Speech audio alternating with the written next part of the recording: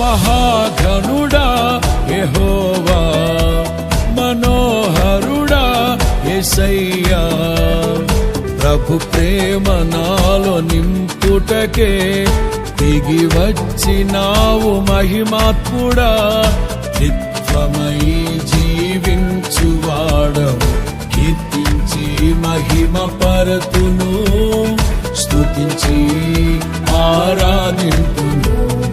నీకే నా ఆరాధన, హల్లెలూయా. ఎలోహిం నీవే, ఎల్ షద్దై